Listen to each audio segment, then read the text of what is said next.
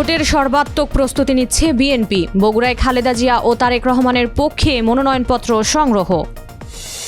তিন বাহিনীর প্রধানের সঙ্গে সিইসির বৈঠক, বিশৃঙ্খলাকারীদের আর ছাড় না দেওয়ার ঘোষণা। সরকারের দুর্বলতায় প্রশ্রয় পেয়েছে মবতন্ত্র, মন্তব্য সালাউদ্দিনের। পত্রিকা অফিসে হামলায় ইইউ রাষ্ট্রদূতের উদ্বেগ। রাবিতে পদত্যাগ দাবিতে আওয়ামীপন্থী ডিনদের কার্যালয়ে তালা, হলের নাম পরিবর্তনের দাবিতে ঢাবিতে ঘেরাও। পাকিস্তান জুড়ে আন্দোলনের ডাক ইমরান খানের, ইসলামাবাদের রাজনীতিতে উত্তেজনা। স্বাগত জানাচ্ছি দ্য বিজনেস স্ট্যান্ডার্ডের নিয়মিত আয়োজন টিবিএস রাত ৮টার সংবাদে। সঙ্গে আছি তামান্না খন্দকার। দেখছিলেন সংবাদ শিরোনাম, এবার বিস্তারিত।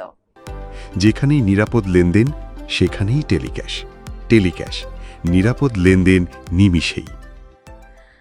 জাতীয় সংসদ নির্বাচনের প্রচারে সর্বাত্মক প্রস্তুতি শুরু করেছে বিএনপি।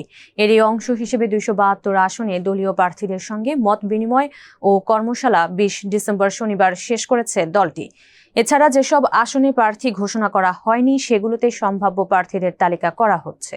আজ ২১ ডিসেম্বর রোববার বগুড়ার দুটি আসন থেকে বিএনপির চেয়ারপারসন খালেদা জিয়া এবং ভারপ্রাপ্ত চেয়ারম্যান তারেক রহমানের পক্ষে মনোনয়নপত্র সংগ্রহ করা হয়েছে। দুপুরে দলের জ্যেষ্ঠ নেতারা তাদের পক্ষে এই ফরম সংগ্রহ করেন। বগুড়া ৭ গাবতলী শাহজাহানপুর আসনে খালেদা জিয়ার পক্ষে ফরম সংগ্রহ করেন বিএনপির চেয়ারপারসনের উপদেষ্টা হেলালুজ্জামান তালুকদার লালু। অন্যদিকে বগুড়া ৬ সদর আসন থেকে তারেক রহমানের পক্ষে মনোনয়নপত্র সংগ্রহ করেছেন জেলা বিএনপির সভাপতি রেজাউল করিম বাদশা। নির্বাচন কমিশন ইসির সঙ্গে বৈঠক করেছেন সেনা, নৌ ও বিমান বাহিনী প্রধানেরা। ২১ ডিসেম্বর রোববার দুপুর ১২টার দিকে রাজধানীর আগারগাঁওয়ে নির্বাচন ভবনে এই বৈঠক শুরু হয়।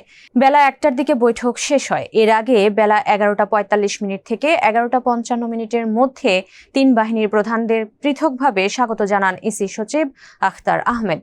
এদিন আইন শৃঙ্খলা বাহিনীর সঙ্গে বৈঠক শেষে সাংবাদিকদের প্রশ্নের জবাবে নির্বাচন কমিশনার অবসরপ্রাপ্ত ব্রিগেডিয়ার জেনারেল আব্দুল ফজল মোহাম্মদ সানাউল্লাহ বলেন, ওসমান হাদির মৃত্যুর পর প্রথম আলো ও ডেইলি স্টার পত্রিকা অফিসে ব্যাপক ভাঙচুর ও অগ্নিসংযোগের ঘটনা যারা ঘটিয়েছে তাদের আর কোনো সুযোগ দেওয়া হবে না। এ বিষয়ে মেসেজ ক্লিয়ার। তিনি আরও বলেন, নির্বাচনের পরিবেশ ক্ষতি করে এমন বিষয়কে বাধা দেওয়ার নির্দেশ দিয়েছেন কমিশন। এখন থেকে মাঠ পর্যায়ে যৌথ বাহিনীর অভিযান চালু হবে। সরকারের দুর্বলতার কারণেই মবতন্ত্র প্রশ্রয় পেয়েছে এবং এটি কঠোর হাতে দমন করা প্রয়োজন বলে মন্তব্য করেছেন বিএনপি স্থায়ী কমিটির সদস্য সালাউদ্দিন আহমদ। ২১ ডিসেম্বর রোববার রাজধানীর একটি হোটেলে বিএনপির ভারপ্রাপ্ত চেয়ারম্যান তারেক রহমানের ঐতিহাসিক স্বদেশ প্রত্যাবর্তন দিবস উপলক্ষে আয়োজিত মত বিনিময় সভায় তিনি এসব কথা বলেন। সালাউদ্দিন আহমদ আরও বলেন, আমরা তো চেয়েছিলাম ডেমোক্রেসি, কিন্তু কেন হয়ে যাবে মবক্রেসি? তাকে কেন লালন করতে দেওয়া হবে?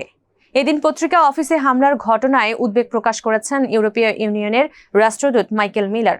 দুপুরে প্রথম আলো কার্যালয়ে এসে তিনি বলেন, সংবাদ মাধ্যমের উপর হামলার ঘটনা বাংলাদেশের গণতন্ত্রের জন্য ভয়াবহ মুহূর্ত। রাজশাহী বিশ্ববিদ্যালয়ে আওয়ামীপন্থী ৬ জন ডিনের পদত্যাগের দাবিতে প্রশাসন ভবনের সব দপ্তরে তালা দিয়েছেন শিক্ষার্থীদের একাংশ। ২১ ডিসেম্বর দুপুরে বিশ্ববিদ্যালয়ের প্রশাসন ভবনে থাকা উপাচার্য, উপ উপাচার্য, প্রক্টর, রেজিস্ট্রার সহ সব দপ্তরের কার্যালয়ে তালা ঝুলিয়ে দেন তারা। ১৭ ডিসেম্বর ডিনদের নির্বাচনী মেয়াদ শেষ হয়, তবে তাদের মেয়াদ বাড়ানোর সিদ্ধান্ত দেন উপাচার্য। এতে আওয়ামীপন্থী ৬ জনের পদত্যাগের দাবিতে আলটিমেটাম দেন রাকসু জিএস সালাউদ্দিন আম্মার।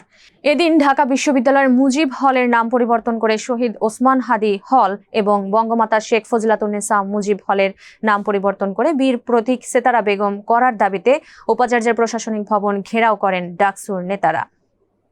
নতুন তোষাখানা মামলায় ১৭ বছরের কারাদণ্ডের রায়ের প্রতিবাদে পাকিস্তানের সাবেক প্রধানমন্ত্রী ও পাকিস্তান তেহরিকে ইনসাফের প্রতিষ্ঠাতা ইমরান খান দেশজুড়ে গণ আন্দোলনের ডাক দিয়েছেন।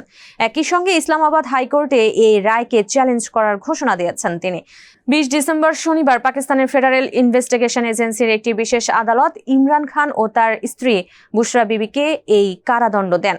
কারাগারে থাকায় সামাজিক যোগাযোগ মাধ্যমে ইমরান খানের সরাসরি প্রবেশের অধিকার নেই, তবে এক্সে তার আইনজীবী একটি কথোপকথনের বিবরণ প্রকাশ করেছেন। সেখানে ইমরান খান বলেন, আমি খাইবার পাখতুনখাওয়া মুখ্যমন্ত্রী সোহেল আফ্রিদিকে রাজপথে আন্দোলনের প্রস্তুতি নিতে বার্তা পাঠিয়েছি। নিজেদের অধিকারের জন্য পুরো জাতিকে জেগে উঠতে হবে। 2022 সালের এপ্রিলে পার্লামেন্টে বিরোধী দলগুলোর আনা অনাস্থা ভোটে হেরে প্রধানমন্ত্রিত্ব হারান ইমরান খান। দর্শক, এই ছিল টিভিএস রাত 8টার সংবাদে। এতক্ষণ সাথে থাকার জন্য ধন্যবাদ সবাইকে।